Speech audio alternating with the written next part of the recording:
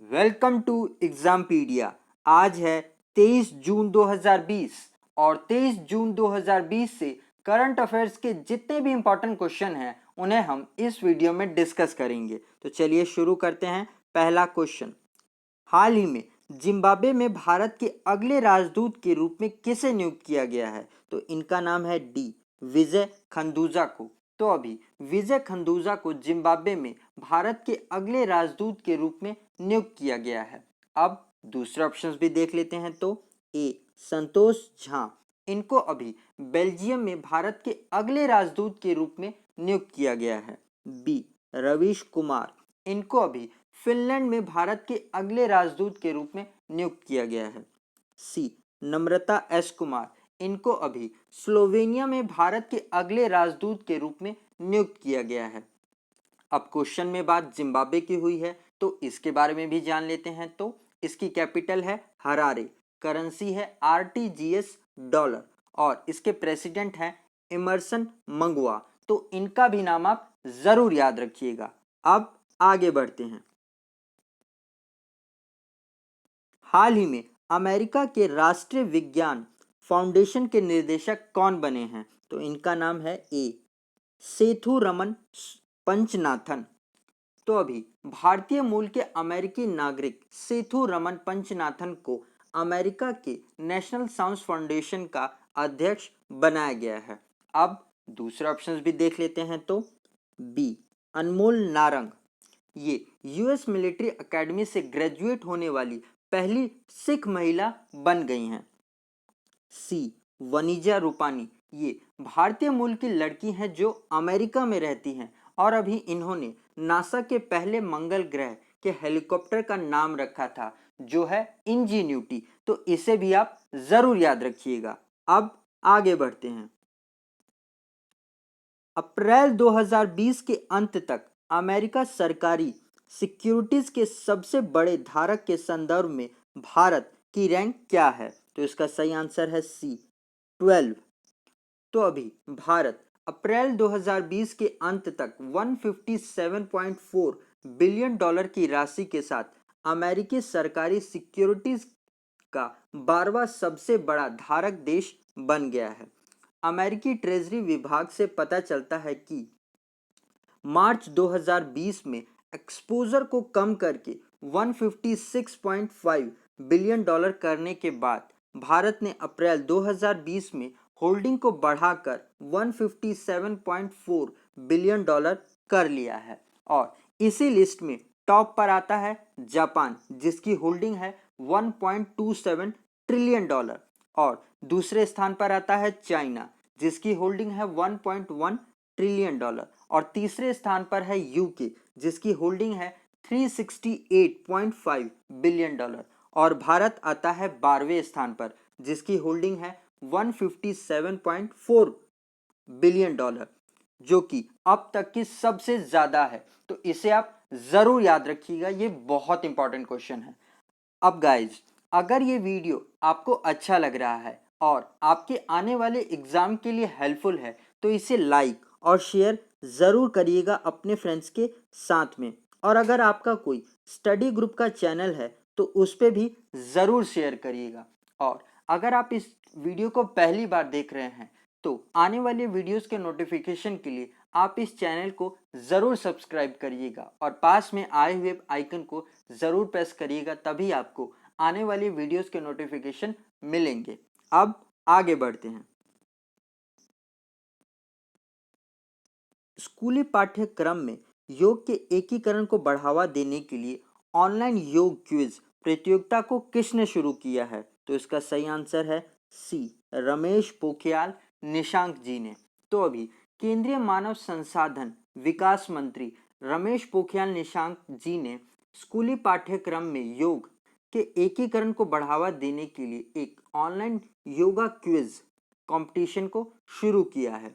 इस कंपटीशन को एनसीईआरटी के साथ मिलकर शुरू किया गया है और इस प्रतियोगिता का उद्देश्य स्कूली बच्चों को के स्तर से ही योग के बारे में जानकारी दिया जाए और उन्हें इसके लिए प्रेरित भी किया जाए। इस प्रतियोगिता में कक्षा 6ठी से 12वीं तक के छात्र भाग ले सकते हैं और टॉप 100 बच्चों को मेरिट सर्टिफिकेट भी दिया जाएगा उनके प्रोत्साहन के लिए। तो इसे भी आप जरूर याद रखिएगा। अब आगे बढ़ते हैं। निम्नलिखित में से कौन डीकार्बोनाइजिंग ट्रांसपोर्ट इन इंडिया परियोजना को शुरू करने जा रहा है? तो इसका सही आंसर है सी, ऊपर के दोनों। तो अभी इंटरनेशनल ट्रांसपोर्ट फोरम के सहयोग से नीति आयोग भारत में कम कार्बन परिवहन प्रणाली की दिशा के मार्ग को विकसित करने के लिए एक डीकार्बोनाइजिंग ट्रांसपोर्ट इन इंडिया परियोजना को शुरू करने जा रहा है। इस परियोजना को लोगों के लिए YouTube लाइव स्ट्रीम के माध्यम से लॉन्च किया जाएगा। इस कार्यक्रम में भारत के परिवहन और जलवायु हितधारकों को नियोजित परियोजना गतिविधियों के बारे में सूचित किया जाएगा और साथ ही भारत में परिवहन चुनौतियों के बारे में इनपुट प्रदान करने का अवसर भी दिया जाएगा।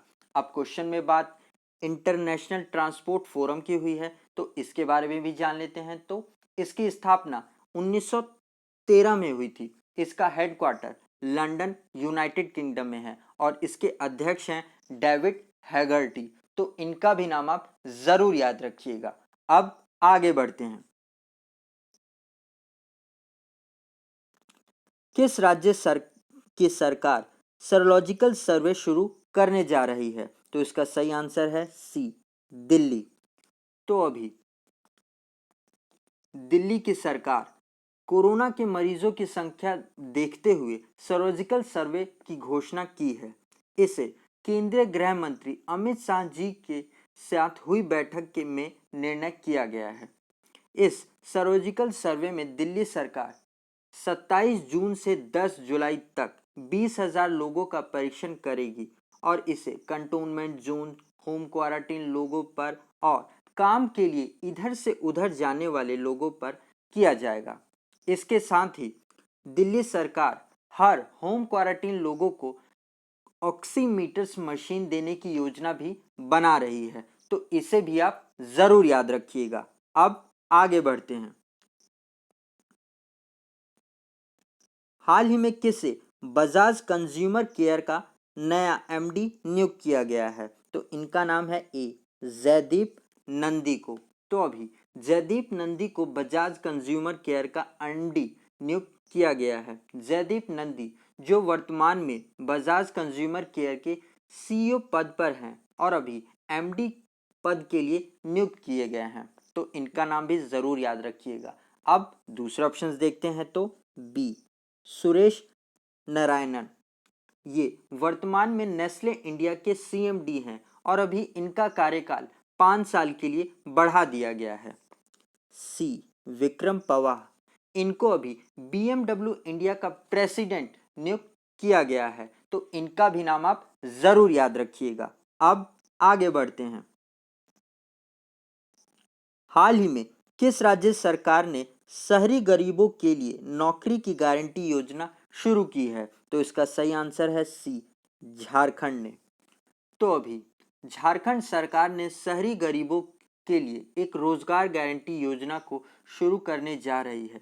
इस योजना को कुछ हद तक मनरेगा की तरह भी देखा जा रहा है। इस योजना का नाम है मुख्यमंत्री श्रमिक योजना, जिसमें 100 दिन की रोजगार गारंटी दी जा रही है अनस्किल्ड लेबर्स को, और यदि राज्य उन्हें 100 दिनों तक काम नहीं दे पाती है तो उन्हें इस योजना के तहत बेरोजगारी भत्ता भी दिया जाएगा। अब क्वेश्चन में बात झारखंड की हुई है, तो ये रहा झारखंड का मैप। इसकी कैपिटल है रांची और रांची में ही सेंट्रल कॉयल इंडिया फील्ड का हेडक्वार्टर है। मुख्यमंत्री हैं हेमंत सोरेन, गवर्नर हैं द्रौपदी मुर्मू और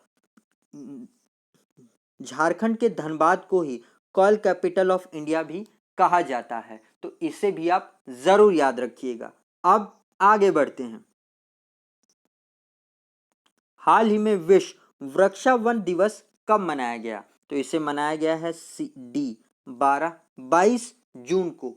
तो हम 22 जून को